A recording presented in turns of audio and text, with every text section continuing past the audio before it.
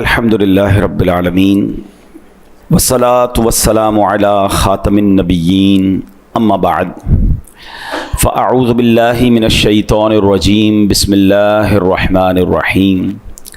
پڑھیے الصلاة والسلام علیک یا رسول اللہ وعلی آلک واصحابک یا حبیب اللہ. الصلاۃ والسلام علیک یا نبی اللہ وعلی آلک واصحابک یا نور اللہ. درود پاک پڑھنے کے بے شمار فضائل و برکات ہیں. میرے آقا مدینے والے مصطفیٰ صلی اللہ تعالیٰ علیہ وسلم کا فرمان عالی شان ہے، جو مجھ پر ایک دن میں 1000 مرتبہ درود پاک پڑھے گا وہ اس وقت تک نہیں مرے گا جب تک جنت میں اپنا مقام نہ دیکھ لے. سبحان اللہ. 1000 بار درود پڑھنے کا کیا شاندار انعام ہے کہ مرنے سے پہلے ہر مسلمان چاہتا ہے، دعا بھی کرتا ہے اللہ جنت عطا فرما، مگر اس مسلمان پر مہربانی دیکھیں کہ وہ مرنے سے پہلے جنت میں اپنا مقام دیکھ لے گا. اللہ کرے کہ ہم کثرت سے درود پاک پڑھنے والوں میں شامل ہو جائیں. محبت کے ساتھ بآواز بلند درود پاک پڑھ لیں. صلو علی الحبیب صلی اللہ تعالی علی محمد صلی اللہ علیہ وسلم. الحمدللہ عز و جل. قرآن مجید فرقان حمید کی ہم کچھ پیاری پیاری آیتیں سنتے ہیں، ان آیتوں کا ترجمہ سنتے ہیں اور اس کی تفسیر جانتے ہیں. پہلے بھی میں عرض کر چکا ہوں، دوبارہ رپیٹ کر دیتا ہوں کہ قرآن پاک میں کچھ آیتیں ایسی ہیں جس میں اللہ کریم نے براہ راست مومنوں سے بات کی ہے، ہم سب سے بات کی ہے. کیسے؟ یا ایہا الذین آمنو کہہ کر، اے ایمان والو، او یو بلیورز. اور یہ تقریباً 89 آیتیں ہیں. آج انہی میں سے ایک آیت اور اس کے تحت بہت پیاری خوبصورت ایمان افروز باتیں ہم جانیں گے. ترتیب کے لحاظ سے قرآن پاک کو اگر آپ شروع سے پڑھیں تو سب سے پہلی آیت اے ایمان والو والی یہ آتی ہے. یہ سورہ بقرہ ہے، آیت نمبر ہے 104. اور اللہ ارشاد فرماتا ہے بسم اللہ الرحمن الرحیم یا ایہا الذین آمنوا لا تقولوا راعنا وقولوا انظرنا واسمعوا وللکافرین عذاب علیم. آسان ترجمہ قرآن کنز العرفان. اے ایمان والو راعنا نہ کہو اور یوں عرض کرو کہ حضور ہم پر نظر رکھیں اور پہلے ہی بغور سنو اور کافروں کے لیے دردناک عذاب ہے. اب ذرا غور کیجئے میرے پیارے اسلامی بھائیو، یہاں اللہ کریم نے اے ایمان والو کہہ کر کتنی پیاری بات ہمیں ارشاد فرمائی. یعنی اپنے محبوب کریم علیہ الصلوۃ والسلام کے دربار کے ذکر پاک کے ہمیں آداب بیان فرمائے. گویا قرآن کریم کا ہم ایمان والوں سے اگر ترتیب کے لحاظ سے دیکھیں تو پہلی بات ہم سے کی ہے نا، تو سب سے پہلی بات میں تقاضا کیا ہے، مطالبہ کیا ہے کہ میرے محبوب علیہ السلام کا ادب بجا لاؤ، با ادب بن جاؤ. ادب ہو گیا تو سب عبادتیں درست ہو جائیں گی، اور اگر اس ادب میں کمی رہ گئی تو چاہے کتنے ہی روزے، نمازیں، ختم قرآن، پھر کچھ اہمیت نہیں رہ جائے گی. سبحان اللہ. نبی پاک کی شان وہ ہے کہ اس میں ایک بے ادبی کا لفظ ہزاروں سال کی بے ریا عبادت کو تباہ و برباد کر سکتا ہے. فارسی شاعر لکھتے ہیں نا، ادب گاہیست زیر آسماں از عرش نازک تر نفس گم گردہ بی آیت جنید و بایزیدی جا. کیا ترجمہ ہے اس کا؟ زمین پر نبی پاک علیہ الصلوۃ والسلام کا مقام ادب ہے جس کا تقدس عرش سے زیادہ ہے. حضرت جنید و بایزید جیسے بڑے اولیاء بھی یہاں اونچی سانس نہیں لیتے. یعنی ادب کا مقام یہ ہے. اے میرے پیارے اسلامی، قرآن کس طرح ہمیں نبی پاک کی شان بیان کرتا ہے. ایک پنجابی شاعر لکھتے ہیں، قرآن وچ اللہ نے فرمایا ہو ضائع عمل جاسن. قرآن وچ اللہ نے فرمایا ہو ضائع عمل جاسن، کوئی اچا نہ دم مارے میرے یار دے بوہے تے. یعنی نبی پاک کی بارگاہ میں اگر آواز اونچی ہو گئی، بے ادبی ہو گئی ہیں، اب یہاں غفلت وہ ہے کہ سارے عمل برباد ہو جائیں گے، ساری نمازیں، سارے روزے، ساری عبادت. تو اس سے اندازہ ہونا چاہیے کہ نبی پاک کے تعظیم کا کس قدر ہمیں احتیاط کرنی ہے. حکم کیسا ہے؟ ایک اور جگہ قرآن میں رب فرماتا ہے لِتُؤْمِنُوا بِاللَّهِ وَرَسُولِهِ وَتُعَزِّرُوهُ وَتُوَقِّرُوهُ وَتُسَبِّحُوهُ بُكْرَةً وَأَصِيلًا. ترجمہ کیا ہے؟ اے لوگو، تم اللہ اور اس کے رسول پر ایمان لاؤ اور رسول کی تعظیم و توقیر کرو اور صبح و شام اللہ کی پاکی بولو. اب اس کی ترتیب ذرا سمجھیے گا. اعلیٰ حضرت امام اہل سنت نے کمال اس آیت کی وضاحت کی ہے. اعلیٰ حضرت کہتے ہیں پہلے اللہ نے آیت کے حصے میں کیا فرمایا؟ ایمان لاؤ. ٹھیک ہے, پھر کیا فرمایا؟ وَتُعَزِّرُوهُ وَتُوَقِّرُوهُ, محبوب کی خوب تعظیم و عزت کرو. تیسرے نمبر پر کیا فرمایا؟ وَتُسَبِّحُوهُ بُكْرَةً وَأَصِيلًا, صبح و شام اللہ کی پاکی بولو, یعنی عبادت کرو. اعلیٰ حضرت کہتے ہیں ذرا ترتیب تو دیکھو نا, پہلے ایمان لانے کا کہا ہے, عبادت کا معاملہ تیسرے نمبر پر ہے, درمیان میں کیا فرمایا؟ میرے محبوب کی تعظیم کرنی ہے, توقیر کرنی ہے. تو پتہ چلا کہ نجات کا دار و مدار جو ہے وہ تعظیم رسول پر ہے, ایمان بھی ہے, عبادتیں بھی ہیں. اگر تعظیم رسول نہیں ہے تو عبادت بھی نہیں ہے, ایمان بھی نہیں ہے. یہ بات سمجھنی ہے. اللہ کی سرتاب قدم شان ہے یہ, انسان ہی انسان, وہ انسان ہے یہ. قرآن تو ایمان بتاتا ہے انہیں, اور ایمان یہ کہتا ہے میری جان ہے یہ. ثابت ہوا کہ جملہ فرائض فروع ہیں, اصل الاصول بندگی اس تاجور کی ہے. یہ بات سمجھنی ہے آج ہمیں بیان کے اندر. اچھا, اب یہاں پر اس آیت کا بیک گراؤنڈ کیا تھا کہ راعینا نہ کہو, انظر نہ کہو. بڑا ہی یونیک بیک گراؤنڈ ہے اس کا. مفسرین نے الگ الگ انداز میں لکھا, اس کا خلاصہ سنتے ہیں کہ جب صحابہ کرام کو نبی پاک علیہ السلام بیان فرماتے تھے, واعظ فرماتے تھے, اسلام کی تعلیمات دیتے تھے, تو آپ نے دیکھا ہوگا ہم اسکول کالجز میں بھی بعض اوقات ہمیں بتایا بھی جاتا ہے کہ کوئی بات اگر اسپیکر کی سمجھ نہ آئے تو آپ کہیں کہ حضور پارڈن پلیز, کم اگین, دوبارہ آپ ریپیٹ کر دیے, سر ذرا دوبارہ ریپیٹ کر دیں. ہم بھی کہتے ہیں کہ ذرا 2 بار سنیں گے تو لکھ لیں گے, نوٹ کر لیں گے. تو صحابہ کرام ایک جملہ کہا کرتے تھے, راعنا یا رسول اللہ صلی اللہ علیہ وسلم, یا رسول اللہ ہماری رعایت فرمائیے. بظاہر تو یہ بڑا پیارا لفظ ہے, رعایت فرمائیے. اچھا, اب نبی پاک علیہ السلام کے کلام میں تو کسی قسم کی کمی نہیں تھی.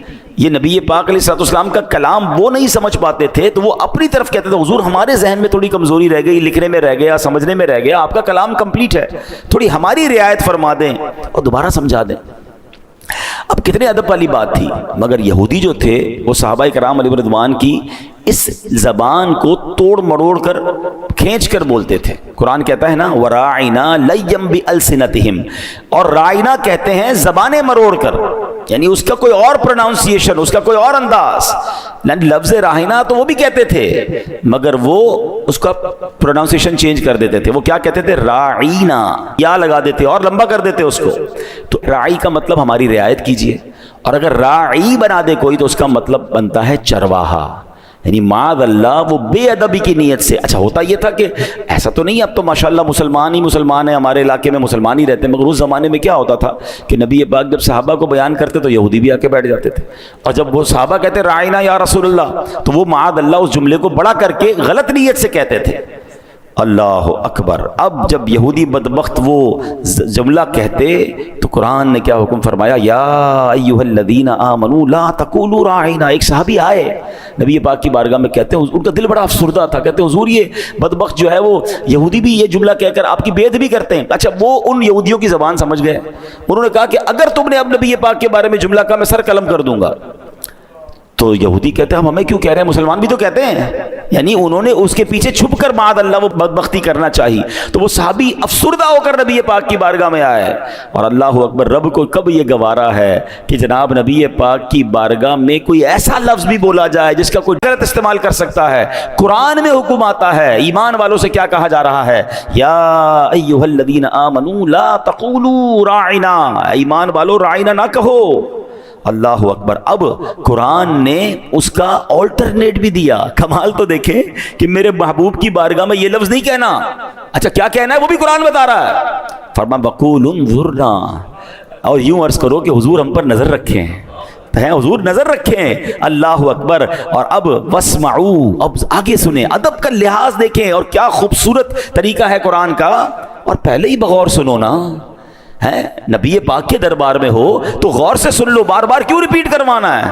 میرے محبوب کو پھر تکلیف کیوں دینی ہے؟ پہلے ہی غور سے سن لو, اور اگر ضرورت پڑے تو رائنا نہیں کہنا, کہنا انظرنا، حضور نظر فرمائیے، اللہ اکبر۔ اب محبوب کو کلام اپنا دہرانے کی زحمت نہ ہو، یہ بھی قرآن بتا رہا ہے۔ صحابہ کو دربار مصطفیٰ کے آداب بیان کیا جا رہے ہیں، اور لیکن اگلی آیت کا جو حصہ ہے اس میں بھی سبق ہے۔ اللہ فرماتا ہے وَلِلْكَافِرِينَ عَذَابٌ عَلِيمٌ، اور کافروں کے لیے دردناک عذاب ہے۔ یعنی تم اس لفظ کو چھوڑ دو، باقی رہے وہ بدبخت گستاخ غیر مسلم، ان کے لیے دردناک عذاب ہے۔ اللہ اکبر۔ اب ذرا غور کیجئے میرے پیارے اسلامی بھائیوں، اس بات پر غور فرمائیے جو یہ کہا نا یا ایھا الذین آمنو، اے ایمان والو۔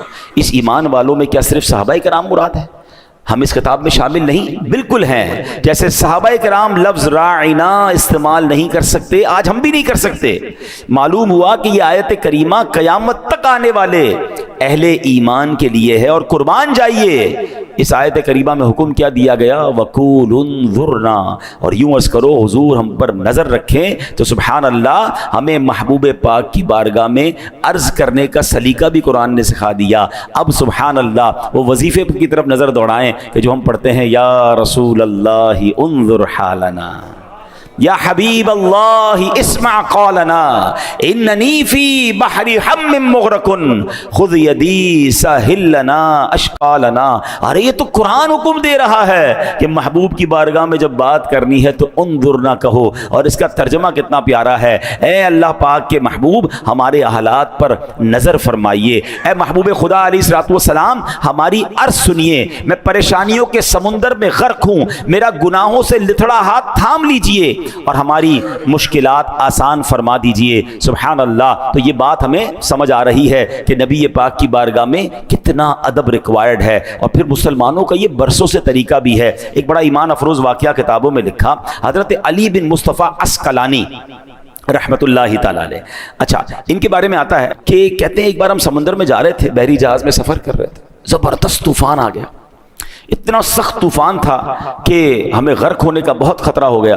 اب جب بحری جہاز کا اصول یہ کہ جب جہاز ڈوبنے لگتا ہے نا تو پھر اس کا بوجھ اتارا جاتا ہے تاکہ کسی طرح جہاز کا وزن ہلکا ہو جائے۔ تو لوگوں نے کیا کیا کہ جہاز ہچکولے لے رہا تھا، اپنا سامان اٹھا کر وہ سمندر میں پھینک رہے تھے، جہاز پھر بھی نہ رکے، سارا سامان بھی پھینک دیا مگر جہاز کے ہچکولے ہی ختم نہ ہوں۔ اب ایک ہی آس تھی، تو کہتے ہیں ہم سب نے مل کر سرکار دو عالم علیہ الصلوۃ والسلام کی بارگاہ میں استغاثہ پیش کرنا شروع کر دیا، حضور کو پکارنا شروع کر دیا۔ وہ اعلیٰ حضرت لکھتے ہیں نا البحر علا والموج طغا من بے کس و طوفاں ہوش ربا، مجدار میں ہوں بگڑی ہے ہوا موری نیا پار لگا جانا۔ اللہ اکبر۔ اب فرماتے ایک شخص ہمارے ساتھ اس جہاز پہ تھا، مغرب کا رہنے والا تھا، بڑا نیک تھا۔ اس نے ہمارے استغاثوں کی جب آواز سنی تو لوگوں کو کہتا پرسکون رہو، میں نے خواب دیکھا ہے، نبی پاک علیہ الصلوۃ والسلام کی زیارت نصیب ہوئی ہے۔ میں نے عرض کی حضور آپ کے امتی پریشان ہیں، آپ کو پکار رہے ہیں، استغاثہ کر رہے ہیں۔ میری عرض سن کر نبی پاک علیہ الصلوۃ والسلام نے حضرت صدیق اکبر رضی اللہ تعالیٰ عنہ کی طرف نظر فرمائی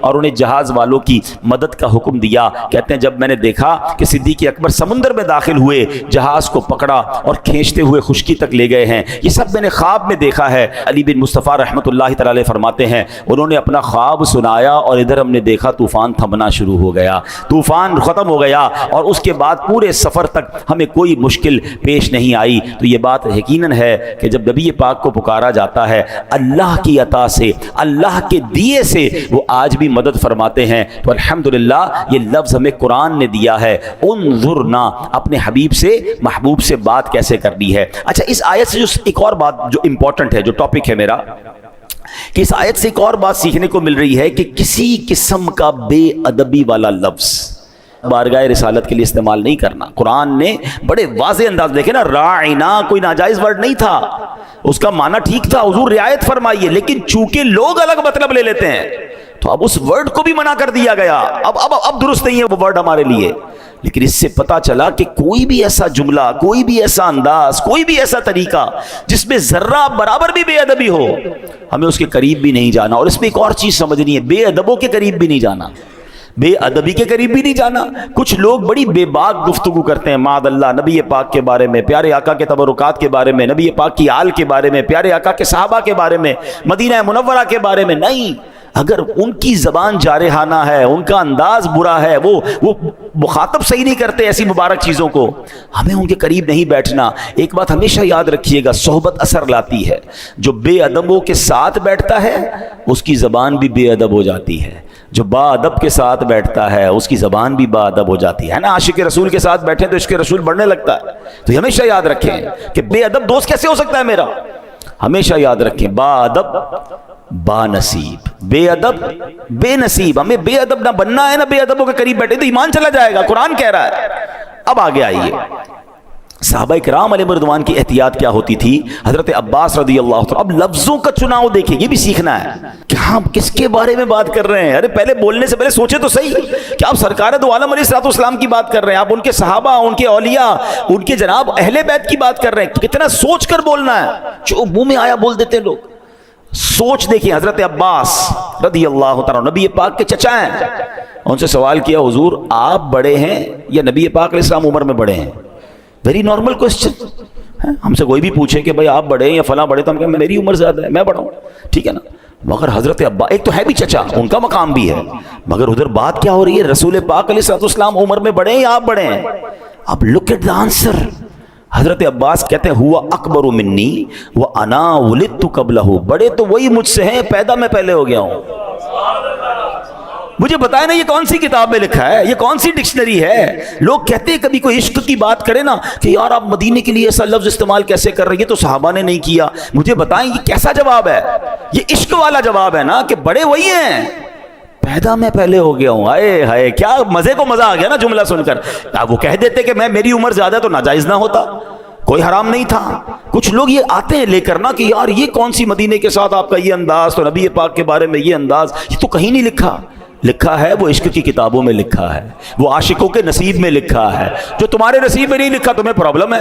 دیکھیں ہمیشہ یاد رکھیں، عشق میں، محبت میں، ادب میں آپ ہر چیز کو بک کے حساب سے فالو نہیں کرتے، جس کو جیسا ادب ہے۔ کوئی مدینے میں چپل نہیں پہنتا، وہ اس کا عشق ہے۔ آپ کیسے کہہ سکتے ہیں کہ تم غلط کر رہے ہو؟ امام مالک ساری زندگی مدینے میں رہے، امام مالک کروڑوں مالکیوں کے پیشوا، پوری زندگی مدینے میں چپل نہیں پہنے، تو آپ کہیں گے صحابہ نے پہنا، امام مالک نے کیوں نہیں پہنا؟ وہ ان کا عشق ہے، وہ ان کا انداز ہے۔ ہم اس کے لیے کسی کو، ہاں جو یہ کہتا ہے کہ مدینے میں چپل پہننے والا بے ادب ہے، یہ بھی غلط ہے۔ نہیں، ہر کسی کا الگ ذوق ہے، ہر کسی کا الگ انداز ہے۔ وہ شاعر کہتا ہے نہ کسی کے رقص پہ طنز کر، نہ کسی کے غم کا مذاق اڑا، جسے چاہے جیسے نواز دیں، یہ مزاج عشق رسول ہے۔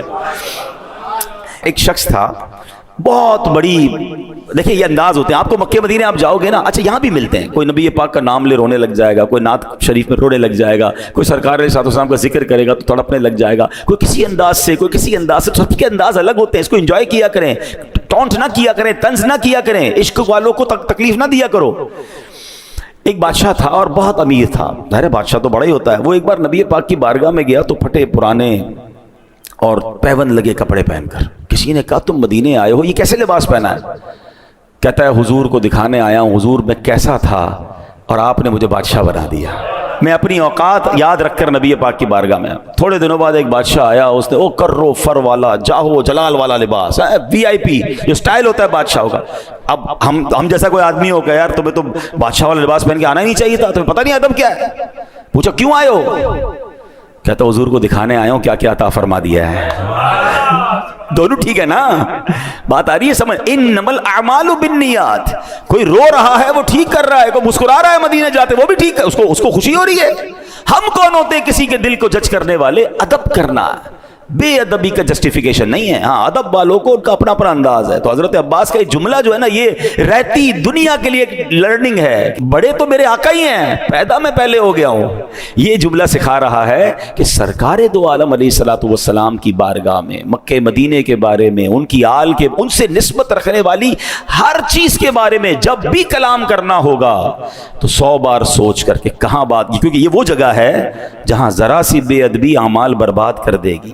اللہ اکبر۔ اسی طرح میرے پیارے اسلامی بھائیوں، اب نبی پاک علیہ السلام سے صحابہ پتہ ہے کیسے بات سٹارٹ کرتے تھے؟ What is the way to start talking? Start کیسے ہوتی تھی پتہ ہے؟ فدا کا امی و ابی یا رسول اللہ، حضور ہمارے ماں باپ آپ پر قربان۔ بات شروع کرنے سے پہلے یہ انداز تھا صحابہ کرام کا کہ حضور ہمارے ماں باپ آپ پر، پھر بات آگے سٹارٹ ہوتی تھی۔ چلے میں لگے ہاتھوں ایک مشورہ بھی دے دیتا ہوں، اللہ اللہ مجھے اخلاص عطا فرمائے. آپ کبھی مدینے جائیں نا, اللہ بار بار آپ کو مکہ مدینے کی حاضری عطا فرمائے. ظاہر ہے جب جاتے ہیں تو بارگاہ رسالت میں سلام بھی کرتے ہیں, کچھ باتیں بھی بتاتے ہیں, کچھ دل کے حالات بھی بتاتے ہیں, کچھ عرضی بھی کرتے ہیں نا. مدینے جائیں تو نبی پاک سے عرض کرنے سے پہلے یہ کہا کریں, فدا کا امی و ابی یا رسول اللہ, حضور میرے ماں باپ آپ پر قربان. پھر بات شروع کیا کریں, آئے ہائے, اور حضور سے یہ کہا کریں, حضور میں تو نکما ہوں, آپ کے صحابہ کا انداز اپنا رہا ہوں, یہی مدینہ تھا, یہی صحابہ تھے, آپ سے بات شروع کرنے سے پہلے ایسے ہی کہا کرتے تھے, میں نکما آیا تو بڑے دور سے ہوں, دنیا میں بھی 1400 سال بعد آیا ہوں, آپ کا زمانہ نہیں دیکھا حضور, مگر آپ کے پیاروں کا انداز اختیار کر کے آپ سے عرض کر رہا ہوں, فدا کا امی و ابی یا رسول اللہ. کیا معلوم ہماری طرف توجہ اٹھ جائے, ہمارا بیڑا پار ہو جائے گا. تو یہ بڑے کرم کے ہیں فیصلے, یہ بڑے نصیب کی بات ہے. ابھی بھی ہو سکتا ہے کچھ لوگوں کو یہ باتیں نہ سمجھ آ رہی ہوں کہ پتہ نہیں یہ کیا جناب دین کو مشکل بنا دیا ہے. ارے مجھے بتاؤ, صحابہ کی بات مانوں یا تمہاری بات مانوں؟ جن صحابہ نے میرے آقا کے ساتھ وقت گزارا ہے, میں ان کا انداز دیکھوں یا میں آپ لوگوں کی باتیں سنوں؟ آپ کو اچھا نہیں لگتا, یہ آپ کا پرابلم ہے, ہم عشق کے بندے ہیں, کیوں بات بڑھائی ہے. ہاں, جب نبی پاک سے محبت کی ہے تو کی ہے, زمانے کو برا لگتا ہے تو لگ جائے. فدا کا امی و ابی یا رسول اللہ, ہمارے ماں باپ رسول پاک پر قربان.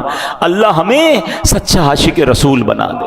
اللہ نبی پاک کی یاد میں رونا عطا فرمائے, پیارے آقا کے عشق میں تڑپنا عطا فرمائے. میرا قرآن مجھے سکھا رہا ہے. ابھی تو آگے سنو نا, اللہ کریم قرآن مجید فرقان حمید میں کیا ارشاد فرماتا ہے کہ پیارے آقا علیہ الصلوۃ والسلام سے بات کیسے کرنی ہے. لا تجعلوا دعاء الرسول بینکم کدعاء بعضکم بعدا, اے لوگو رسول کے پکارنے کو آپس میں ایسا نہ بنا لو جیسے تم سے کوئی دوسرے کو پکارتا ہے. آج جس طرح ہم آپس میں بات کرتے ہیں ایسے رسول پاک سے بات نہیں کر سکتے. سبحان اللہ. اب یہاں ایک اور شرعی مسئلہ بھی سن لیں. نبی پاک علیہ السلام کا نام محمد صلی اللہ علیہ وسلم بار بار لیجئے, دل میں سکون اور قرار پیدا ہوتا ہے, اس میں کوئی حرج نہیں. مگر یا محمد کہنا علماء کہتے ہیں یہ ناجائز ہے, کیونکہ یہاں ندا ہے. اللہ کے حبیب کو آپ ڈائریکٹ نام لے کے کیسے پکار سکتے ہیں؟ ارے میری آپ کی کیا اوقات ہے. اللہ نے قرآن میں کئی جگہوں پر نبیوں کے نام لیے. کہیں اللہ کریم نے یا آدم یا نوح یا ابراہیم یا موسیٰ یا عیسیٰ کہہ کر بات کی ہے, مگر قرآن شروع کیجئے الحمد شریف سے لے کر والناس تک ایک جگہ بھی آپ یا محمد نہیں دیکھیں گے. اللہ نے جب اپنے حبیب سے بات کی ہے تو کیسے پکارا ہے, یا ایھا المدثر, یا ایھا المزمل. کبھی طٰہٰ کہا ہے, کبھی یاسین کہا ہے. ارے جب رب اپنے حبیب کو کس پیارے انداز میں پکار رہا ہے تو پھر میں اور آپ کون ہوتے ہیں؟ یا رسول اللہ کہیے, یا حبیب اللہ کہیے, یا نور اللہ کہیے, رحمت للعالمین کہہ کے پکاریے. میری اور آپ کی اوقات ہے. دیکھیں یہ بات ان لوگوں کو سمجھ آئے گی جن کے گھروں میں یہ تعظیم دی جاتی ہے کہ والد کا نام نہیں لینا ہے. ابو کا نام لیتے, باپ نام لے کے پکارتے ہیں. اب بتاتے ضرور ہیں آپ کے ابو کا نام کیا ہے, میں بتاتا ہوں یعقوب ہے, لیکن ابو سامنے ہو تو کہ اے یعقوب کہہ کے بات کروں گا؟ نہیں, ابو جی. سمپل. جب اپنے والد جو بادب خاندان ہے, اب تو معاذ اللہ چل پڑا, لیکن جو آج بھی خاندانی لوگ ہیں, نہ بیوی اپنے شوہر کو نام لے کے پکارتی ہے, نہ بیٹا بچے اپنے باپ کا نام لے کر پکارتے ہیں. یہی ادب سکھایا گیا. تو جس پر ماں باپ قربان ہیں, جس پر میرا سب کچھ قربان ہے, میں ان کو نام لے کر کیسے پکار سکتا ہوں؟ قرآن کی تعلیم یہ ہے. اب دیکھیں ادب کا مقام کیا ہے. قرآن کہتا ہے ایسے مت پکارو جیسے تم آپس میں ایک دوسرے کو پکارتے ہو. اچھا یہاں ایک اور بات سمجھنے والی ہے. آداب کس کے بیان ہو رہے ہیں؟ نبی پاک علیہ السلام کے. اور بیان کون کر رہا ہے؟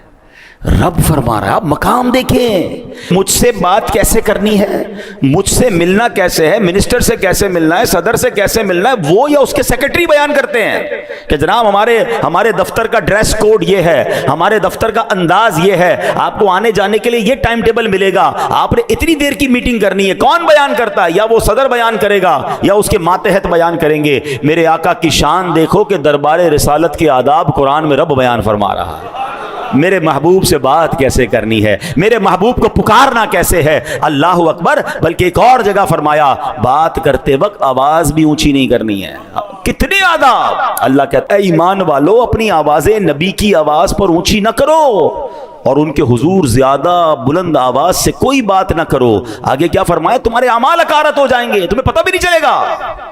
قرآن پاک کی اگلے آیت کے حصے کا جو مفہوم ہے, اس سے پتہ کیا چل رہا ہے. اب نبی پاک کے زمانے میں بھی اور علماء کہتے ہیں یہ آج کے لیے بھی درس ہے. اور صحابہ کرام نے جب یہ آیت سنی نا تو حضرت ابو بکر صدیق عرض کرتے ہیں یا رسول اللہ، اللہ کی قسم آئندہ میں آپ سے سرگوشی کی زبان میں بات کیا کروں گا. حضرت عمر تو اتنا آہستہ بولتے تھے کہ بار بار نبی پاک کو بعض اوقات کہنا پڑتا اے عمر دوبارہ بولو. ڈر لگ گیا صحابہ کو ہمارے اعمال ہی برباد نہ ہو جائیں. دربار رسالت میں اپنی آوازوں کو اونچا نہیں کرنا. مشہور مفسر قرآن مفتی احمد یار خان نعیمی رحمۃ اللہ تعالی علیہ فرماتے ہیں کہ اب بھی حاجیوں کو حکم ہے کہ جب روضہ رسول پر حاضری نصیب ہو تو سلام بہت آہستہ کریں، کچھ دور کھڑے ہوں. بلکہ بعض علماء کرام نے تو حکم دیا ہے کہ جب حدیث کا درس ہو رہا ہو تو وہاں دوسرے لوگ بلند آواز سے نہ بولیں، اگرچہ بولنے والا کوئی اور ہے، کلام تو نبی پاک کا ہو رہا ہے نا. یعنی حضور کا کلام حدیث بیان ہو رہی ہے تب بھی آوازیں پست کر دیں. آپ جو روضہ رسول پہ جا کے شور مچاتے ہیں، پلیز بڑے ادب کا مقام ہے. دربار رسالت میں جائیں، دور کھڑے رہیں، چپکنے کی کوشش نہ کریں جالیوں سے، اور با ادب سر جھکا کر ہے جو ایک ادب والا خاشعانہ انداز ہے وہ انداز ہونا چاہیے. وہ مقام ہے جہاں آواز بلند کرنے کا منع فرمایا اور فرمایا کہیں تمہارے اعمال ہی برباد نہ ہو جائے. اس سے اندازہ ہو رہا ہے کہ ادب کیا ہے میرے آقا علیہ الصلوۃ والسلام کا. اللہ کرے کہ ان قرآنی آیات کے ذریعے جو ہمیں سیکھنے کو مل رہا ہے. اچھا پھر ادب کی ضرورت نبی پاک علیہ الصلوۃ والسلام کے ساتھ تو ہمیں بالکل ادب کرنا ہے، بے انتہا کرنا ہے، مگر جس چیز سے نبی پاک کو نسبت ہو جائے، پیارے آقا کی وہ آل ہو، نبی پاک کا شہر ہو، ہیں میرے آقا کی گلیاں ہوں، میرے آقا علیہ الصلوۃ والسلام کے تبرکات ہوں، میرے آقا کے صحابہ ہوں، نبی پاک کی حدیث ہو، جس چیز کو پیارے آقا علیہ الصلوۃ والسلام سے نسبت ہو گئی اب ذرہ برابر بھی، یعنی معاذ اللہ، علماء فرماتے ہیں اگر آج کوئی نبی پاک کے منہ مبارک کی بے ادبی کر لے وہ بھی اسلام سے خارج ہو جائے گا. یہ بڑا نازک معاملہ ہے. تو گستاخی، اللہ اکبر، تو بڑا لفظ ہے بے ادبی. اور بے ادبی والا وہ لفظ بھی جس میں بے ادبی کا شائبہ ہو اس کے بھی قریب نہیں جانا. اب آپ کہیں گے کب سب کہاں سے ملے گا؟ اس کا سمپل فارمولہ یہ ہے کہ ہم با ادب لوگوں کے ساتھ رہیں. پہلے چیک کر لیں کہ علماء کرام میں، مفتیان کرام میں، بیان کرنے والوں میں وہ کون لوگ ہیں کہ جب نبی پاک کا نام لیتے ہیں تو ادب سے سر جھکتا. آپ نے امیر اہل سنت کو دیکھا ہے؟ امیر اہل سنت دعوت اسلامی کے جو بانی ہیں، فاؤنڈر آف دعوت، جب وہ نبی پاک کا نام لیتے ہیں تو ہاتھ سینے پہ رکھ کے سر جھکاتے ہیں. محمد صلی اللہ علیہ وسلم، انداز ہی ایسا پیارا کہ بندہ نامی سن کے سرکار کے تصور میں گم ہو جائے. عشق والی بات ہے. امیر علیہ سنت کا ایک انداز آپ کو بتاؤں، مدینہ پاک جب جاتے ہیں نا تو اب ہم نارملی کوئی ایڈریس پوچھے کہاں جانا تو کہتے ہیں رائٹ ٹرن ہو جائیں پھر الٹے ہاتھ پہ ٹرن ہو جائیں، پھر رائٹ ہو جائے پھر الٹے ہاتھ. ایسے ہی ہے. امیر علیہ سے فرماتے ہیں مدینے میں الٹا تو کچھ بھی نہیں ہے، تو فرماتے ہیں رائٹ ٹرن ہو کے پھر آگے جا کے دل کی طرف مڑ جائیے گا. دل کدھر ہے؟ الٹے ہاتھ پہ ہی ہے نا. اب یہ لفظوں کی بات ہے، لیکن اگر ادب والا بندہ ہے کہ میں کیسے کہوں مدینے میں الٹی طرف مڑ جاؤ. الٹی مدینے میں ساری طرف سیدھی ہے نا، سیدھی سڑک یہ شہر شفاعت نگر کی ہے. اعلیٰ حضرت کہتا ہے نا طیبہ میں مر کے ٹھنڈے چلے جاؤ آنکھیں بند، سیدھی سڑک یہ شہر شفاعت نگر کی ہے. اب یہاں ایک غلطی حاجی لوگ کرتے ہیں، عمرے پر جانے والے کرتے ہیں. یہاں بہت سارے ایسے ہیں جو بار بار جاتے ہیں، اللہ آپ کو بار بار حاضری عطا فرمائے. مدینے جانا کمال ہے، مکے جانا یہ بہت بڑی سعادت ہے. مگر ایک بات یاد رکھیے گا، جیسے جی چاہے جہاں میں گھوم پھر، جیسے جی چاہے جہاں میں گھوم پھر، پر یہ مدینہ ہے یہاں آہستہ چل. قدسیوں کے درمیان آہستہ بول.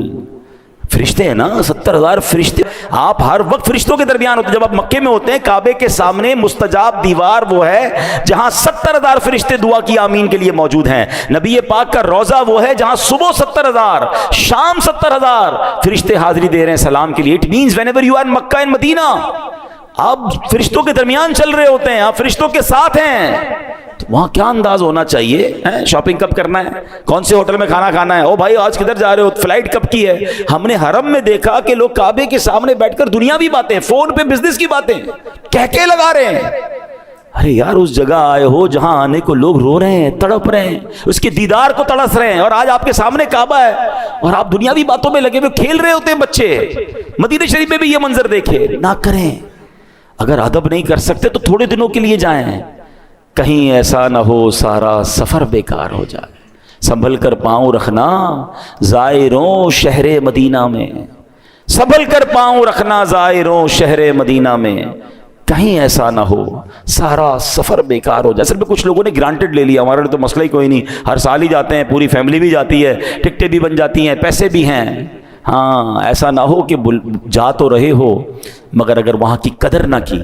یاد رکھیں جس نعمت کی قدر نہیں کی جاتی نا وہ نعمت چھین لی جاتی ہے. ہاں اور اگر آپ مکہ مدینے جا رہے ہیں تو خدا کے واسطے ادب کریں, احتیاط کریں, عبادت کریں, ایک ایک لمحے کو کیش کریں.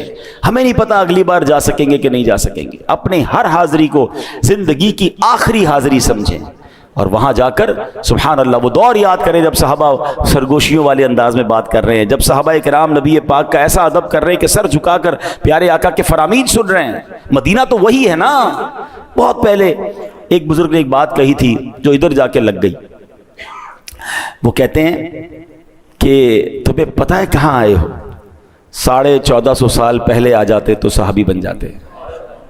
یہ ایسا جملہ میں نے سنا کہ جس کو کہتے ہیں نا رونگٹے کھڑے ہو جاتے ہیں. یہی تو ہوتا تھا.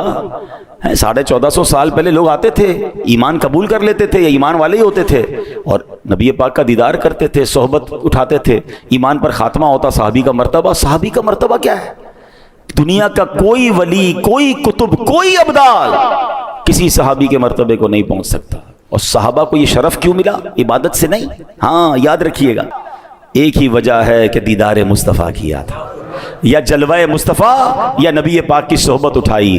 تو مدینے جا رہے ہو نا, یہ وہی مدینہ ہے جہاں 1450 سال پہلے کوئی آتا تھا تو صحابی بن جاتا تھا. مدینہ تو وہی ہے نا. آقا تو موجود ہیں, ٹھیک ہے ہم صحابی نہیں ہیں, بن بھی نہیں سکتے, مگر ان کی نگاہ عنایت تو لے سکتے ہیں. کس قدر مقدس جگہ ہے. تو جو حاجی اور عمرے پہ جانے والے غلطی کرتے ہیں بالخصوص وہ میں بیان کر دوں کہ اب جب وہاں جاتے ہیں نا, کیونکہ نارملی سفر ہوتا ہے. ایک بات یاد رکھیں, سفر کو عذاب کا ٹکڑا کہا گیا. سفر میں آپ 5 اسٹار 7 اسٹار ہوٹل بھی لے لیں تو نہ گھر جیسا کھانا ملے گا, نہ گھر جیسا آرام ملے گا, نہ گھر جیسی نیند ملے گی. اچھا وہاں رش بھی ہوتا ہے, گرمی بھی بعض اوقات ہوتی ہے, تھک بھی جاتے ہیں آپ, چڑچڑے بھی ہو جاتے ہیں, مگر وہاں کیا کہتے ہیں؟ یار مزہ نہیں آ رہا, کھانا اچھا نہیں ہے, یار رش بہت ہے, دل نہیں لگ رہا, یار یہاں کا نظام ٹھیک نہیں ہے. ایک بات بتاؤ, آپ کے گھر میں کوئی آئے اور آپ کی دعوت میں آ کر کہے یار کھانا اچھا نہیں ہے, آپ کے گھر میں مزہ نہیں آیا, آپ کے گھر میں ریسٹ میرا نہیں ہوا, بیڈ تو بڑا اچھا تھا مگر مجھے میرے گھر جیسی نیند نہیں آئی, سچ بتاؤ وہ مہمان آپ کو اچھا لگے گا؟ بتاؤ نا. اب مدینے جا کر ایسے کہو گے, مکے جا کر ایسے کہو گے, یہ کبھی مت کرنا, اس کی سزا ملتی ہے. ہاں اللہ اور اس کے رسول ناراض ہو گئے نا, ہم مارے جائیں گے. میں آپ کو صحیح بتا رہا ہوں, ہماری اوقات ہے کہ مکے مدینے جائیں. میں تو اپنی ایک امیجنیشن بتاتا ہوں, اللہ کرے آپ کو سمجھ آ جائے کہ بندہ اس تصور سے جائے کہ مجرم گیا ہے, معافی مانگنے گیا ہے, بخشوانے گیا ہے, ہاتھوں میں بیڑیاں ہیں اور کعبے کے سامنے کھڑا ہے کہ اللہ گناہ معاف کر دے. سرکار کی بارگاہ میں اس لیے گیا ہوں کہ حضور شفاعت کیجئے گا. آپ نے فرمایا جس نے میرے روضے کی زیارت کی اس پر میری شفاعت واجب ہو گئی. حضور بھکاری آیا ہے. اب مجھے ایک بات کا جواب دیجئے, کیا قیدی کے نخرے ہوتے ہیں؟ مجرم کے نخرے ہوتے ہیں؟ کبھی جیل میں جا کر وہ کہتا ہے جج صاحب جیل کا کھانا اچھا نہیں اور جناب مجھے سہولتیں نہیں مل رہی. وہ تو ایک ہی تمنا ہوتی ہے اس کی, جج معاف کر دے, رہائی مل جائے. مکے مدینے جا کر شکوے کریں گے, مکے مدینے جا کر کیا معلوم یہ بے ادبی ہمیں مروا دے. راستے رک جاتے ہیں لوگوں کے مکے مدینے جانے کے. اے میرے پیارے اسلامی بھائی, پلیز آج کے بیان میں ایک بات یاد کر لیں, چاہے وہ شہر مصطفیٰ ہو, چاہے وہ شہر ولادت مصطفیٰ مکہ ہو, چاہے وہ نبی پاک کے تبرکات ہوں, چاہے وہ نبی پاک کی آل ہو, چاہے وہ میرے آقا کی حدیثیں ہوں, چاہے وہ نبی پاک علیہ الصلوۃ والسلام کی حیات طیبہ ہو, کسی معاملے میں بات کرنی ہے اول تو بات ہی نہ کرو اگر بولنا نہیں آتا. کچھ لوگ کہتے ہیں مجھے بولنا نہیں آتا, تو نہ کرو نا بات. اور اگر بولنا ہے تو 100 بار سوچ کر بولنا ہے, با ادب بولنا ہے. اللہ پاک مجھے اور آپ کو با ادب بنا دے, سچا عاشق رسول بنا دے. اور یہ ادب کہاں سے ملے گا؟ یہ ادب والوں کی صحبت میں ملے گا. تو عاشقان رسول علماء کو سنیں, عاشقان رسول علماء کی صحبت میں بیٹھیں, ان کے بیانات سنیں, ان کی باتیں سنیں گے تو انشاءاللہ آپ کی زبان پر بھی ادب والے, پیار والے, محبت والے, عشق والے جملے آ جائیں گے. اللہ کریم ہمیں سرکار علیہ الصلوۃ والسلام سے والہانہ اور سچی محبت عطا فرمائے. اعلیٰ حضرت امام اہل سنت کے شعر پر اپنے بیان کو ختم کرتا ہوں کہ جان ہے عشق مصطفیٰ روز فزوں کرے خدا, جان ہے عشق مصطفیٰ روز فزوں کرے خدا, جس کو ہو درد کا مزہ نازے دوا اٹھائے کیوں. اب یہ بات بڑی گہری ہے, ٹائم نہیں ہے, چلے ایک جملے میں اشارہ دے دیتا ہوں عقل مند اس شعر کی خوبصورتی پکڑ لیں گے. کہ درد میں مزہ نہیں ہوتا. ہاں جب مزہ ہو تو درد نہیں ہوتا, درد ہو تو مزہ نہیں ہوتا, ایسا ہی ہے نا. مگر اعلیٰ حضرت کہتے ہیں جس کو ہو درد کا مزہ, کیونکہ عشق رسول جب جس کو ہوتا ہے نا درد اس کو بھی ہوتا ہے. ہاں پیارے آقا کی یاد تڑپاتی ہے, مدینے کی یاد رلاتی ہے, درد ہے, مگر اللہ کی قسم اس درد میں مزہ بڑا ہے. یہ ایسا درد ہے کہ جس کی دوا نہیں چاہیے. درد ہو تو دوا لیتا ہے نا بندہ, دعا کرو یار یہ درد ختم ہو جائے, دوائی دے دو ڈاکٹر صاحب درد ختم کرو. نہیں, یہ درد بڑھنا چاہیے. جس کو ہو درد کا مزہ نازے دوا اٹھائے کیوں. اللہ کریم عمل کی توفیق عطا فرمائے. آمین بجاہ النبی الامین صلی اللہ علیہ وسلم.